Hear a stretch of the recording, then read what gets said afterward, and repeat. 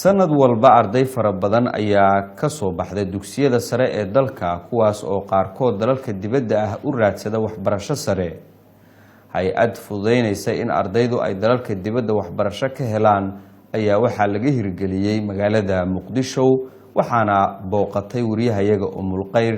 oo warbixintan ka diyaarisay baahida ardayda dhameysatay dugsiga sare ee waxbarashada dibadda helaya ayaa ah mid soo kordhaysa iyadoo ay jirto dhalinyaro isku hawshay inay helaan ama ay fududeeyaan hawshaasi adeega ay ardayda dibadda kaga helayaan waxbarasho lacag la'aan ah ayaa fududeynaya waxaana hay-adda la magac baxday Orange Worldwide oo ay ku bahoobeen dhalinyaro hawshaasi qabanaysa waxa aan maanta ku booqanay xafiiskiisa qaybta Muqdisho maamulka guud ee Orange Worldwide Jibriil Cumar Maxamed kaas oo noogu warbixiyay waxyaabaha ay u hayaan ardayda iyo dadka Soomaaliyeed adeegyada waxbarasho iyo adeega caafimaadka iyo tababarada ee ka shaqeysa shirkadda sidoo kale shirkaddu waxay ka shaqeysaa مثلا waxay u fududeysaa family-ga rabo مثلا Turkiga inay guri ka iibsadaan inay u fududeyso si guriyaas ay ku iibsan lahaayeen oo family-gaas fiisooyinka oo deegaanka iyo iqaamada ay ku qaadan lahaayeen Cabdirasaaq Xasan Maxamed iyo Cabdirasaaq Axmed Maxamuud oo iyagana kamid ah howlwadeenada hay'adda ayaa sharaxaya waxyaabaha ay u hayaan ummadda Soomaaliyeed dadka bukaanka Soomaaliyeed waxaan u fududeynaa inaan u soo saarno fiisaha caafimaadka dad badan oo waxaa jira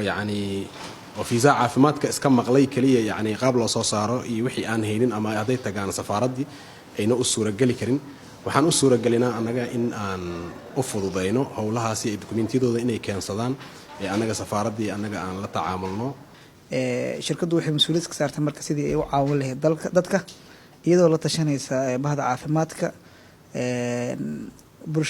shirkaddan ay u imaatay riboodyo badan oo ka tarjumaya baahida caafimaad ee dalka ka jirto sidaas daraadeed shirkaddu waxay ka jawaabtay baaqi bulshada ka imaaday Jibriil Cumar maamulaha guud ee hay'adda oo hadalkiisa sii wata ayaa sheegay in sanadkan ay soo kordhiyeen barista farsamada gacanta iyagoo ay ugu leeyihiin inay dhalinyarada Soomaaliyeed iyo dadka ku dhaqan Muqdisho ay iga faa'iideeyaan inay bartaan tikniiniska ama waxyaabaha lagu barto gacmaha marka company-ga sidoo kale wuxuu leeyahay foundation uu leeyahay Orange Foundation oo loogu talagalay dadka oo markaas duruufta heesa oo kale in lagu caawiyo aniga horta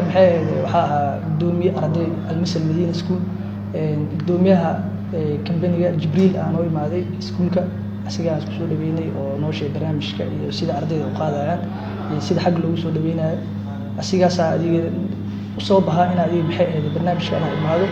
aan ka mid noqdo dadka adiga alaashan loo qaadayo Turkiga rabana in adiga wax ku soo bartaan shuruudaha laga baahan yahay waxay tahay in ay haysatid passport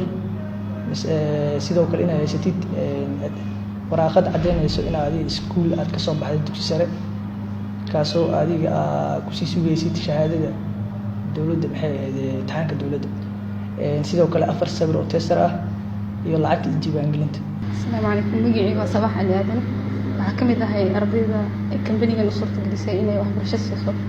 تاسو كفر حسنا أدميشن كي يصبح هاي الحمد لله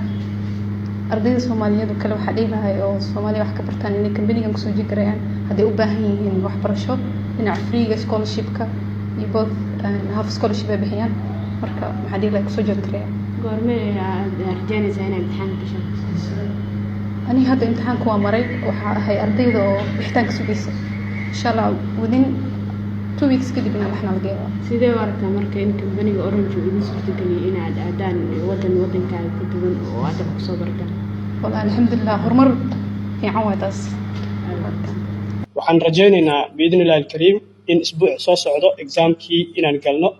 inaan markaas aan ku guuleysano tan labaad waxaan baaq u dirayaa dhammaan ardada Soomaaliyeed kuwaasoo rajaynayo inay dalka dibadiisa ama dalka banaankiisa ay wax ka soo bartaan in markaas isku soo diiwaangeliyaan company-ga markaas Orange Worldwide si markaas loogu fududeeyo waxyaalaha ama requirements-ka laga rabo in markaas dibadaha ay u qaataan in markaas admission fudud ay helaan si markaas maxaa dhijir ayaga lacagihii meesha ku baxayeen markaas loogu fududeeyo iyo in markaas wadan ajnabi ah markaas aad tagi rabtaa waxyaalo badan laga rabaa si markaas aad u hesho waxyaalo oo documented ah waxaan idin farayaa ama idin la dardaarmayaa ama fariin ay ku soo dirayaa in markaas aad ku soo xirtaan company-gani saad u heshaan markaas waxyaalo markaas loogu talagalay Umulqayr Cumar Shabeelle TV